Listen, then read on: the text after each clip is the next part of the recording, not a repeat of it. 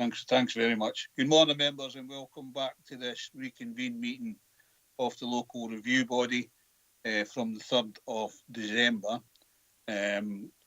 As both applications were in session at the time, we don't need to go through every part of it. However, I would like to ask Tracy to perhaps give us an idea of how we take this forward, and I would suggest that the usual rules apply when we're online, that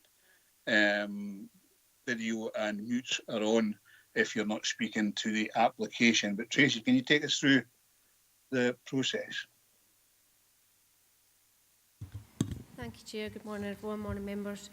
So we're currently on item 5, which is the non-determination of application within statutory time period for planning permission in principle for erection of dwelling house, Class 9, installation of septic tank and soakaway and formation of vehicular access onto the C39A public road at Seafield Farm, Seafield Road, Annan, reference 241430 PIP.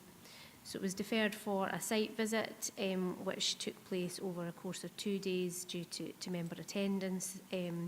And present at the site visits was the Chair, Councillor Blake, Councillor Dempster, Councillor Jordan and Councillor Drysdale, who's just about to join us. I don't think she has yet, but she just phoned me to say she was running a couple of minutes late, Chair, so she should be joining just shortly. There was also additional information requested at the meeting of the 3rd of December in relation to this application, which was issued on Monday as a supplement pack, and your independent planning advisor can maybe go through that in a second, Chair. If you would like, I can run through the main issues for the local review body to consider, just as a reminder. Yeah, please do. So it was, would the proposal comply with the terms of the development plan? In particular, does the proposal meet the terms of LDP2, policy H3 and the guidance set out in the adopted LDP2 supplementary guidance in relation to the principle of the proposed development at this application site? Would the proposal fail to comply with MPF4 policies 9 and 17? Is it accepted that the proposed development would fail to comply with the terms of LDP2 policy H3 by virtue of the fact that the proposed development is located too far away from the associated farmsteading, such that it would be physically and visually separate from the operational hub of the farm unit? Is it accepted that the proposed development would fail to accord with LTB2 policy NE13 and the associated LTP2 supplementary guidance? What specific reasons would the members provide in the event that if they were minded to refuse the application for planning permission, and would that be on the basis of a departure from the terms of the development plan? If it is not considered that the proposal does not accord with the terms of the development plan, are there a set of material considerations of sufficient weight to justify a grant of planning permission as a departure from the terms of the development plan? If so, on what grounds would such a decision be made, and what reasons would members give? So the options available to you today are to uphold, reverse or vary the decision of the, there's no decision being made on this one, sorry. So members can either refuse or approve the application. You've got your planning advisor here, which didn't have any involvement in the original case, and we also have our solicitor here to give any legal advice. Thanks, Chair. Thanks, Tracy. Robert, do you want to go through the extra information that was sent out? Thanks, Chair. I'm happy to do that. Just as a note, to begin with, this extra information was sent out to the applicant's agent on the 24th of January this year, and there was a 14-day period allowed for them to respond, which took us to close of play on Friday the 7th of February. Now, there was no response to that, so on that basis, as Tracy's just said, the supplementary pack was sent out Monday the 10th of February. So the further information you had, I'll read it out just for the record. It's following your meeting of the 3rd of December, and as well as the site visit which was undertaken, there were 2 site visits, 14th of January and yesterday the 11th of February. It was noted that at the meeting of the 3rd of December, the local review body members were also seeking clarity on the size of the proposed development site, the location of the application site relative to flood risk areas, the proximity to the Annan settlement boundary set out in the Dumfries and Galloway Council Local Development Plan 2, and information relating to the 2 most recent previous planning applications for dwelling houses at Seafield Farm and the reasons for their withdrawal or refusal.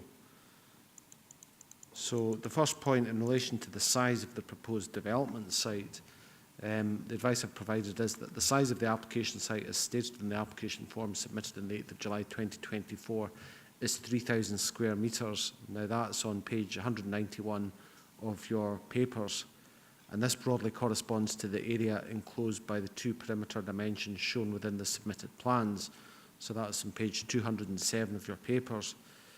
The appointed officer submitted comments, and that's on page 172 of your papers, indicate that the site size is to be 3,000 square metres. So it's considered that the reference to a 10,000 square metre site area at 4.14 of the same comments, and that's on page 178 of your papers, is simply an error. So the site size conclusion I've reached is it's 3,000 square metres. Second point, the location of the application site relative to flood risk areas. So there's a map produced in your papers which has various green colourings in areas and a blue dot as well. So that map has been copied from SEPA, Scottish Environment Protection Agency flood maps available online at their website. Please note that this plan is not to scale and it's simply to show where the flood risk zones occur. The application site is located broadly where the blue dot has been added to the map. So when you see the dark green areas on that map, they're showing where SEPA advises that there is a high likelihood of coastal flooding. So each year that would be, that area would have a 10% chance of flooding. The mid-green areas on the same map show where there's a medium likelihood of coastal flooding, which is a 0.5% chance of flooding in any year. And the light green areas on the map show where SEPA advises that that's a low likelihood. It says medium, but it should be low likelihood of coastal flooding. So each year that area has a 0.1% chance of flooding. So you can see those areas and you can see the blue dot relative to them, which I hope is clear. The third point, the proximity of the site to the Annan settlement boundary set out in the Dumfries and Galloway Council Local Development Plan 2. You've got another map there, and that's been copied from the online version. It's on page 106 of the Dumfries and Galloway Council Local Development Plan 2, and that shows the defined Annan settlement boundary for planning policy purposes with the dark black line on it. The application site again is located where the blue dot has been added to that map. The fourth point is the information relating to the 2 most recent previous planning applications for dwelling houses at Seafield Farm and the reasons for their withdrawal or refusal. Now, when you go to the map showing the settlement boundary, you'll see a yellow dot and a red dot, and that's in comparison with the present site, which is the blue dot, and these are broad locations. So the first planning application is 220690 PIP, Planning Permission in Principle application for erection of dwelling house at Seafield Farm, and that was the application where the site was at the red dot, which has been added to the map. That application was registered as valid on the 10th of May 2022. SEPA objected in principle to the application in their consultation response of the 8th of June 2023 on the grounds that the proposed development may have put people or property at risk of flooding, contrary to the duties set out under the Flood Risk Management Scotland Act of 2009 and the policy principles of National Planning Framework 4. The site was fully shown to be at risk of flooding from the sea, with the approximate coastal flood level for the area being 8.8 metres AOD above ordnance datum, including an allowance for climate change. SEPA therefore required that all development on the site was limited to land which was higher than 8.8 metres AOD. In addition to this, SEPA required a separate minimum freeboard allowance of 0.6 metres in addition to this to account for uncertainties in the effects of wave action. Existing and proposed levels were shown on the submitted block plan and showed that the existing ground levels were below 8.8 metres AOD. It was proposed to raise ground levels at the site and along the access and egress route to be above 9.0 metres AOD. SEPA advised that as the intent of NPF4 is to strengthen resilience to flood risk by promoting avoidance as a first principle, new development at greenfield sites like this has to be located outside of flood risk areas without the need for flood mitigation measures in order for SEPA not to formally object. So that application was withdrawn at the request of the applicant on the 10th of July 2023. There was then one further application, which is in your additional information as 232229 PIP, again another application for planning permission in principle for the erection of a dwelling house at Seafield Farm. Now that application site is shown by the yellow dot on the map above, and that application was registered as valid on the 21st of November 2023. SEPA objected to that application 22nd of December 2023 on the grounds that insufficient information had been submitted to allow them to determine the potential impacts in relation to flood risk. It was provided by SEPA that the ground level information submitted was not extensive enough to show the ground levels across the site, and it had not been demonstrated that all of the site within the red line boundary was not at risk of flooding.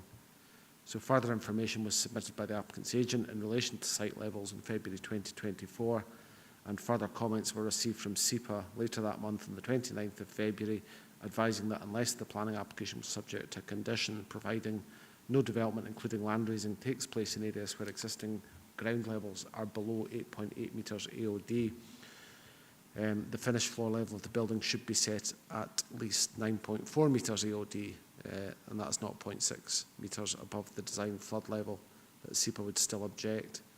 SEPA advised that the proposed land raising would be on areas of the site where the existing ground levels were lower than 8.8 metres AOD, which would not be acceptable to them given the flood risk area and the terms of MPF 4 Policy 22. SEPA further observed that the topographic information submitted indicated that there was sufficient land within the site boundary to locate a dwelling house on existing ground levels above 8.8 metres AOD, or to limit land raising to areas where the existing ground levels would be above 8.8 metres AOD. In further communication between the case officer and the agent, it was made clear that the application would not receive a positive decision, as the case officer could not support the proposal, and the agent was encouraged to withdraw the application. The application was withdrawn at the request of the applicant on the 23rd of May 2024. So that summarises the additional information that you've been provided with, Chair. Apologies for the number of spelling mistakes that I've noticed in there when I've read it out. The other thing that I can do as well is represent the pictures that were shown at the 3rd of December LRB meeting as a refresher, if you like. But I'm in your hands, Chair. Yes, please do. I'll give everybody a quick reminder of where they are. Thanks, Chair. The pictures I'm about to show replicate those that are in your papers on pages 249 to 252. I have visited the site now, obviously, which I hadn't done before, but these pictures have been provided by the case officer and also the captions. So looking at the first one, this is a view from the C39A public road, and it's looking to the southeast. The application site is behind the hedge on the right-hand side. This is obviously in the summertime when that hedge is in leaf, which it wasn't during the time of the site visit. And this is a view of the same public road, C39A, looking in the opposite direction to the northwest. Again, the application site is on the left-hand side. And this is a view into the site from the same public road. This is looking west. So this is the view that members will have experienced out in the site visit. And this is a view from within the site, and this is looking towards the east. And again, a view from within the site. This is looking more towards the south, towards the two semi-detached houses nearby. And this is a view from within the site looking west. And finally, you've got a view looking north. And you can see the fence there, and that correlates to the same position that members saw at the site visit.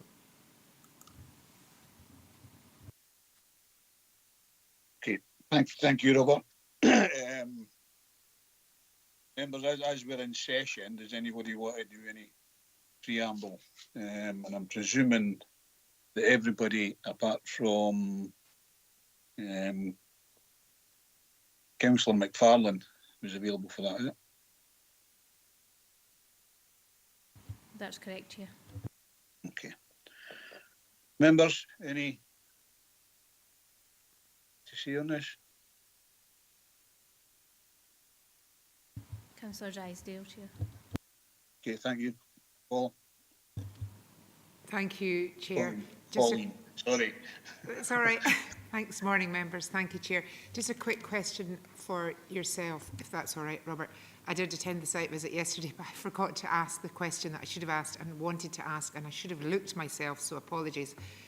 were the speed limits for the town before the start of the site or after? I think they would be before, is that correct? Because it's my understanding that if a development's planned for the edge of a town, it has to be within a certain amount of the speed limit. I'd just like clarification on that, if that's possible. Thanks. It's actually out with Annan itself, you know, in terms of the settlement boundary defined in LDP2, it is outside that, so it is in the countryside area. Yeah.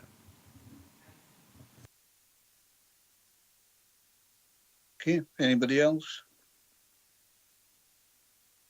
Okay, members, I think we've got a decision to make here, and I'll start if I can. Having read everything and all the extra paperwork that came with this, I would agree with the officer's recommendation within the report. Has anybody got anything else to say on it?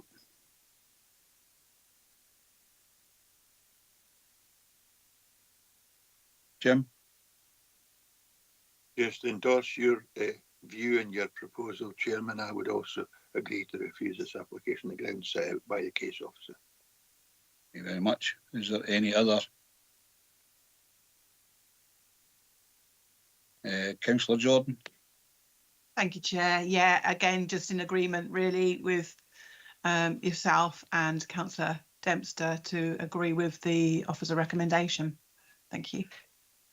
Okay, thanks very much. I think we have a decision there then. Tracy, can you confirm that?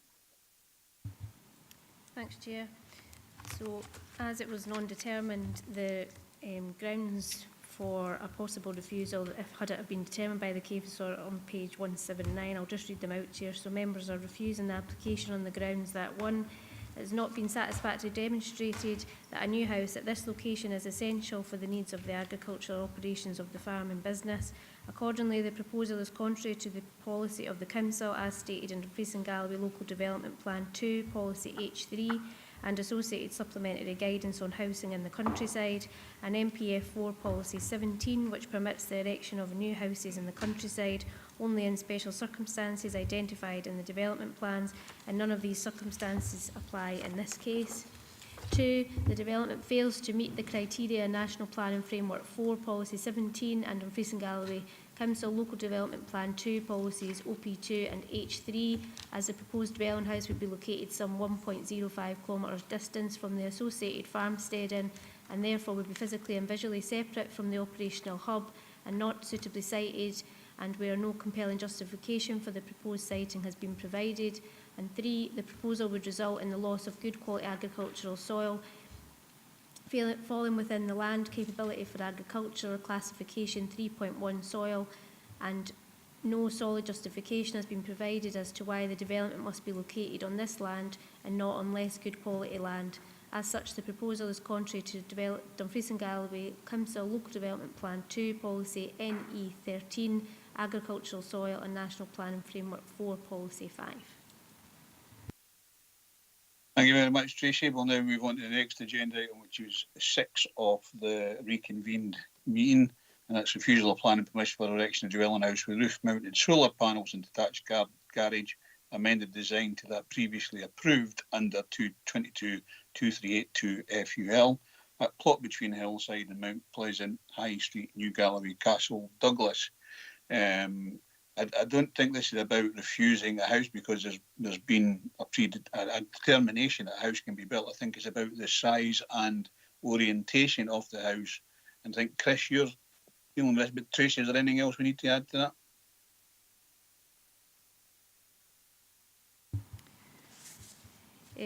No, Chair, I can just confirm the original grounds for refusal, which are on page 392. That the proposal is contrary to National Planning Framework 4 Policies 7 and 14 and Dumfries and Galloway Council Local Development Plan 2 Policies OP2 and HE2, and the related supplementary guidance, in that the proposed dwelling house would be of an inappropriate design, out of keeping with the prevalent character of the area, and would fail to preserve or enhance the character and appearance of the New Galloway Conservation Area. There was a site visit that took place, was it the 8th of January? 21st of January, sorry, Chair.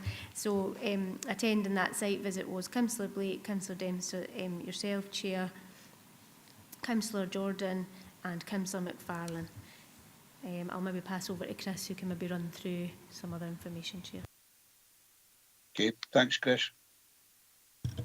Thanks very much, Chair.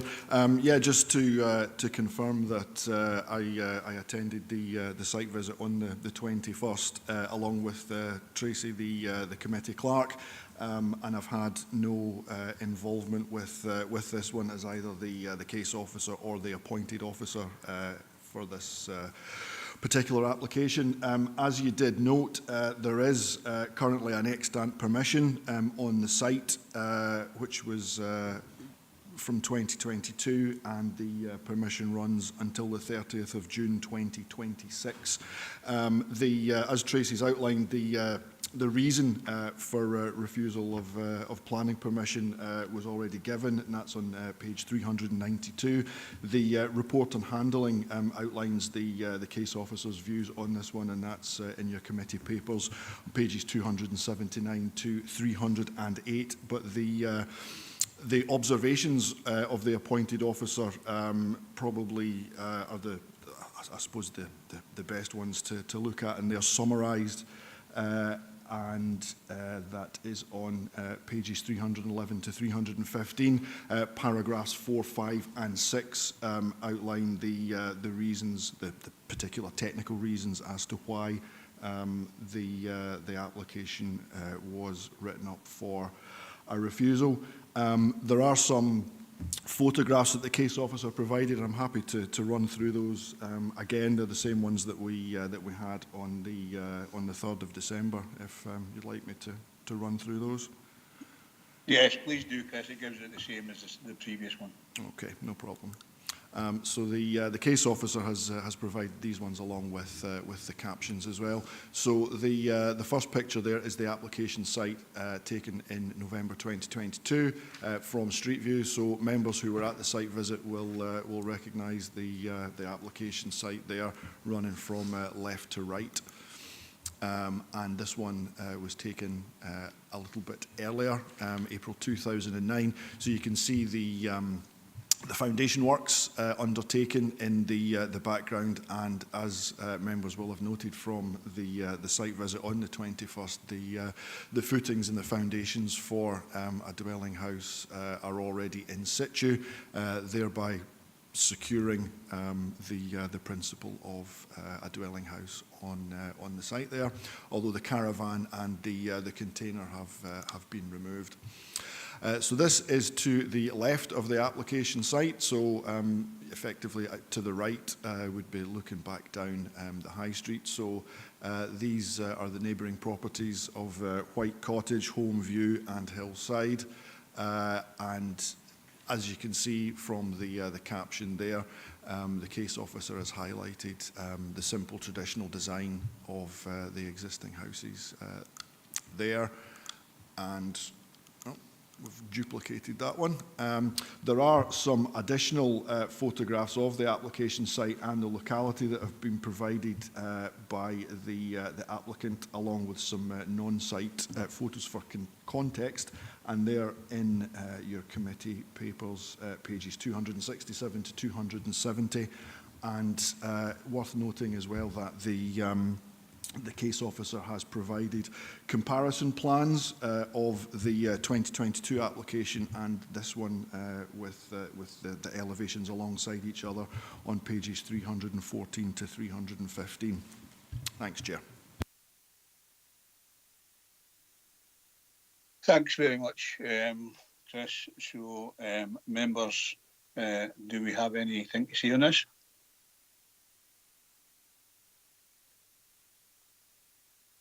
Andy?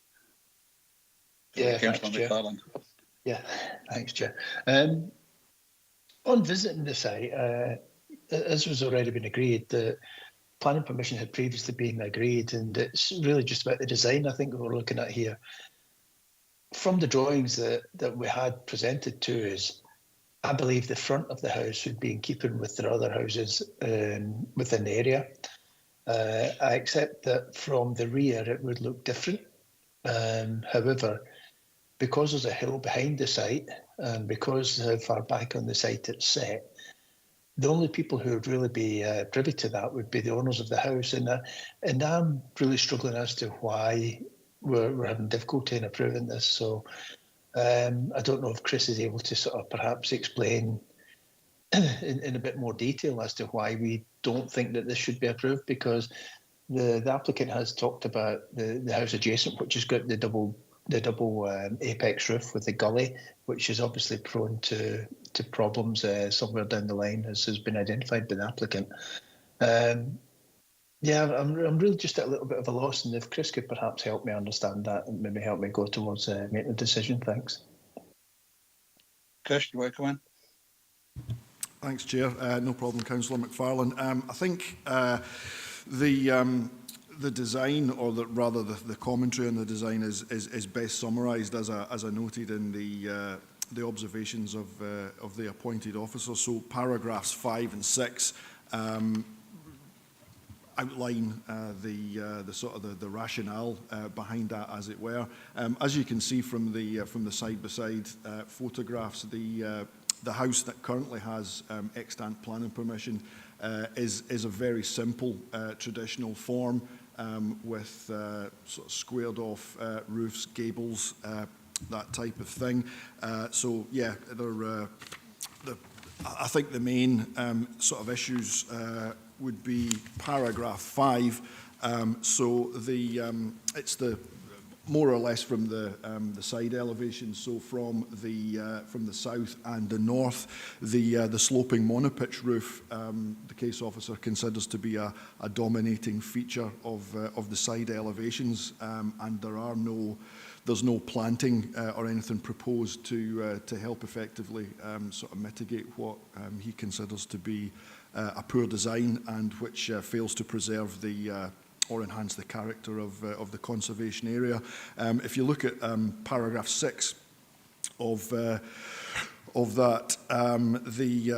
I think where we're sort of looking at the multiple roof changes and heights, I think that's a sort of point that he considers to be, I hate to use the word fussy, but I think it's incongruous, certainly in their opinion, in terms of the modern design, but also utilising, pardon me, the traditional sort of materials, the slate, the whinstone, the coins.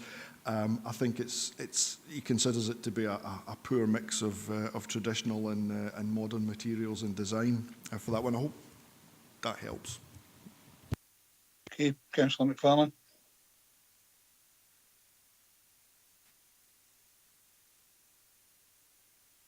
Yeah, thanks, Chair. I'm not sure it really clears up, because I think what Chris has identified and what he's described there is things that we were aware of previously. As I say, my views on it are that the house is adjacent to it. Yeah, they may be able to see it, but it's. And I get what you're saying about it being incongruent, but I don't think it's obvious. And I think if I drove up that road as well, just to sort of see what I could possibly see, if it had been sort of built there, and I'm still a little bit at odds with it. So, thanks anyway. Okay, thank you. Anybody else?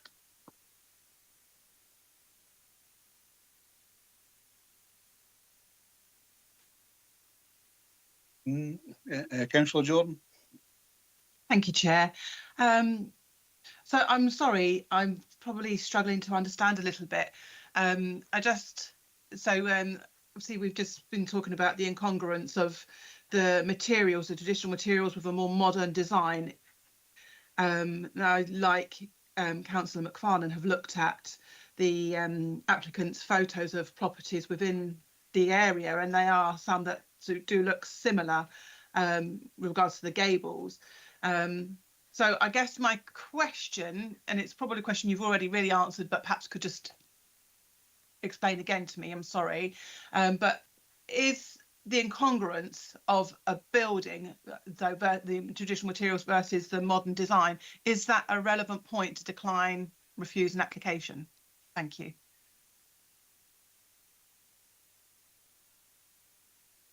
Chris?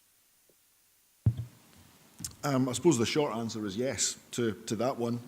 It's the design of the house is outlined in the reason for refusal. So and it's obviously in members' gift to make any alternative decision with that. So yes, they are the sort of the materials, the design are a material consideration in the determination of this one.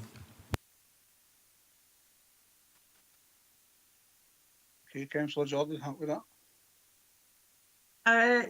Yes, thank you. I'm like Councillor McFarlane. I'm a little bit mixed on this one, but thank you. I'll listen to further discussion. Thank you. Okay. Councillor McFarlane, I'll let Councillor Dempster in, as you know, be in before. Okay, and then we'll get back to you. Councillor Dempster. Thanks, Chair. No, I think we're all struggling with the same thing here. I think we're sympathetic to the applicant and the site being developed, but we should be conscious of the fact it's in a conservation area and we're trying to retain some character that will enhance and support the overall character of the whole village. And I'm open to whatever other members think, but I think we might be best placed to refuse this with some kind of evidence to the applicant that a more appropriate application using a different type of roof style would be would receive a far better or more positive hearing. And I think the other thing is, if there are issues about how the appearance of the property might look when developed, might also want to think about advising the applicant that on planting to soften the appearance of the building that eventually is developed there. But I'll have what other members say, but I have a concern about changing the appearance of the conservation character of the village with the current application before us. Thanks, Chair. Okay, thanks, Councillor Dempster. Councillor McFarlane, do you want to come back in? Yeah, thanks for letting me back in. I've been looking through the submissions by neighbours, etc., and they're all very supportive of this. I accept that they're not perhaps mindful of the conservation area in the same way that we are, and I think that, you know, what Councillor Dempster's just said has got some value. I mean, could we make it a condition of a planning approval that there was landscaping or planting that would, if you like, soften that? Is that something that we could do? I think we have to deal with the application that's in front of us, but I think there's an opportunity for the LRB to suggest to the officers that if they had a relook, because the application for the site to build a house isn't arguable here. It is. It's just about the roofing and things like that. And I would suggest that, you know, what Councillor Dempster says is the right way to go. But Chris, can you give us some advice on that? No problem, Chair. As part of, I suppose, my role as the IPA for this one, I have drawn up a list of 5 potential conditions should members be minded to approve this one. Condition 4 relates to a scheme of landscaping and planting, and I'll read it out just for the benefit of all the members. So sorry, it's condition 3 that no development in respect of this planning permission shall take place unless a scheme detailing new tree and shrub planting has been submitted to and approved in writing by the council as planning authority. The scheme shall include all grassed areas, hedges, retained trees and other retained vegetation and details of changes to existing levels. The scheme shall be plotted on an accurate plan of the site to a recognised metric scale and shall detail the number and species of trees and shrubs to be planted, locations, planting density, nursery stock sizes at time of planting and initial maintenance to aid establishment. The reason given for attaching this condition is in order to define the terms of the permission and in the interests of visual amenity. The fourth condition is just a compliance one to make sure that the scheme that we approve under condition 3 is implemented within 12 months of the completion or occupation of the dwelling house. Thanks very much, Chris. So with that in mind, obviously the officer has recommended refusal. I would suggest with those conditions and the normal conditions that are normally applied to these types of applications is that we approve the application with those conditions and any others that members would like to see involved. Andy? Happy to think that, Chair. Is there any other members? Okay, so I think that's approved, subject to the conditions that have been suggested by Chris McTeer. Tracy, can you give us the outcome of that, please? Thanks, Chair. I think our legal representative wants to come in as well, but we would need a reason for the approval, a justification for approving the application that would go down on the decision notice, in addition to the conditions that Chris may outline, all 5 that he's prepared in advance, unless Laura wants to add anything else. It was purely that, just what are the grounds of approval? Okay, thank you. Jim? It was the very same thing, Chairman. I was going to ask for all 5 conditions and any other conditions that we might feel appropriate. Thank you. Or members might seem or consider to be appropriate, should I say, on approving this application. Okay. So with that in mind, obviously, I have suggested that we approve this as the local environment has many different types of roofing and things like that, but we have to approve the types going forward on the conditions that Chris has said, and that would be, I'm presuming, subject to us approving out with the policy that we have in front of us. Andy? Yeah, can I suggest we state that we're approving because if it's drawn as according to the drawing, or if it's built according to the drawings, that from the front aspect it will be in keeping with the local area, and that the only issue being the roof, which would be mitigated, the view would be mitigated by the planting, which would be part of the conditions, and therefore we feel that it's in keeping. Okay, thank you, Jim. I think you've already covered it, Chairman, but it would have to be, in my view, recorded as contrary to policy, because of the reasons set out by members when we make the determination. Okay, thank you. Tracy, is that enough on? And are we happy with that legally?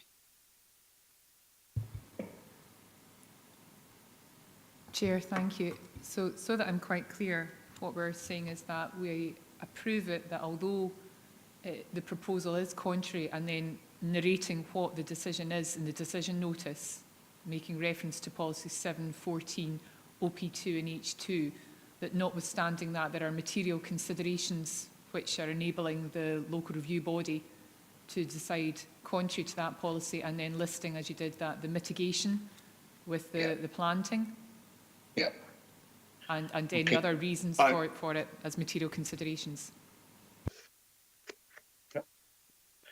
And can we hear the 5 conditions that Chris thought appropriate for us to hear, Chair, just for our own peace of mind, so that we've been thorough with the conditions that the appointed officer for the LRB has come up with, and then add whatever it is Councillor McFarlane or you are suggesting? Okay, thank you. Chris, can you go through those 5 conditions again, please? Of course, Chair. So the potential conditions that we have, or that I've made up for this one, the first of which is our standard time condition for the development to be started within 3 years of the date of permission. The second one relates to the detached garage, which is sitting next to the road, and again it's a standard condition just to say that the garage shall not be used for any purpose other than a purpose incidental to the enjoyment of the dwelling house. That's fairly standard. Condition 3 I've already outlined. That was the scheme of landscaping and planting. Condition 4 was a compliance condition with condition 3. The fifth condition relates to materials for the proposed dwelling house. Now, I did review some of the materials to be used. So there were details about stone and slate, and details of the windows, which were only given as double glazed. Now, there's no indication whether these are PVC double glazed or wooden double glazed. Same with doors, and there's no details of any rainwater goods or colours. Or so I think I've got a condition that would capture all that detail as part of the permission.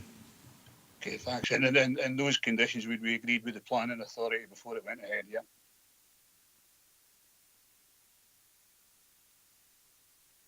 But delegated to officers is what you're saying, Chairman? Delegate to officers. Next Chair, Laura Whitelaw, solicitors looking to come in. Yeah, okay, Laura. Thank you, Chair. Just for clarification, although we've got the conditions and we're saying that we're granting it subject to conditions, would it be possible for you to state what the material considerations are that are causing you to grant it contrary to policy? That should be separate from the conditions. Yeah, so the contrary to the planning policies, we're granting this as there's a range of different.